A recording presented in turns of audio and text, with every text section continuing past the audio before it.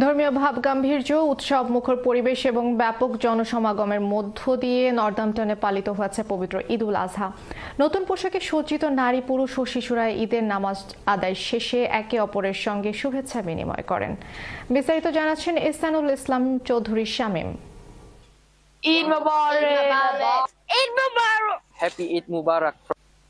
যুক্তরাজ্যের নর্দাম্পটনে ধর্মীয় ভাব-গাম্ভীর্য, উৎসব আমেজ এবং আনন্দ উচ্ছ্বাসের মধ্য দিয়ে উদযাপিত হয়েছে পবিত্র ঈদ উল আজহা।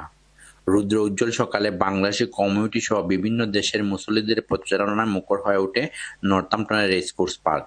রেসকোর্স পার্কে ঈদের জামাত পড়ছি, লাগছে বাংলাদেশে আমরা ঈদ করলাম, ফ্যামিলি লইয়া আমরা এনজয় করবো।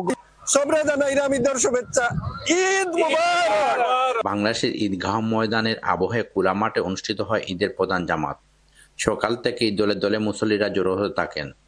সকাল 9টায় শুরু হওয়া এই জামাতে কয়েক হাজার নারী, পুরুষ, শিশু, কিশোর ও তরুণ তরুণীরা অংশ নেন।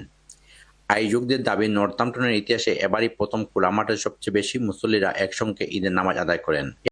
অন্যদিকে নর্দাম্পটনের আল জামাতুল মুসলিমিন ও বাংলাদেশ জামে মসজিদে অনুষ্ঠিত হয় 5টি ঈদ জামাত। এছাড়া বাইতুল মামুর জামে মসজিদ, আবিংটন জামে মসজিদ, আবিংটন সেন্ট্রাল মসজিদ সহ বিভিন্ন মসজিদেও একাধিক ঈদ জামাত অনুষ্ঠিত হয়। এসব জামাতে কয়েক হাজার মুসল্লিরা অংশ নেন। কোরবানির মাধ্যমে আমাদের তাকওয়া আল্লাহর কাছে পৌঁছায়। আল্লাহর কাছে আমাদের কোনো কিছুই পৌঁছায় না, কোরবানির কিছুই পৌঁছায় না, শুধু মনের তাকওয়া এটা প্রকাশ পায়। আলহামদুলিল্লাহ, আল্লাহর অশেষ মেহেরবানি, আমিও একটি জামাত পড়ানোর সুযোগ পেয়েছিলাম এবং এজন্য আমি মহান রবের শুকরিয়া আদায়ের পাশাপাশি ধন্যবাদ এবং কৃতজ্ঞতা জানাচ্ছি মসজিদ কমিটিকে আমাকে সুযোগ করে দেওয়ার জন্য। On behalf of myself, my colleague and my family and my comrades, I want to wish everyone a happy Eid. On behalf of everybody here in Northampton, we want to wish all the Muslims here in Northampton as well as around the world who are celebrating today, Eid Mubarak. ছুটি না পাওয়ায় আমরা আমাদের মন বরাকান্ত।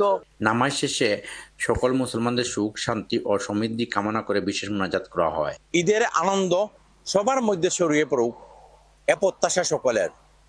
Ihsanul Islam Chowdhury Shamim, channel S news, Northampton, যুক্তরাজ্য।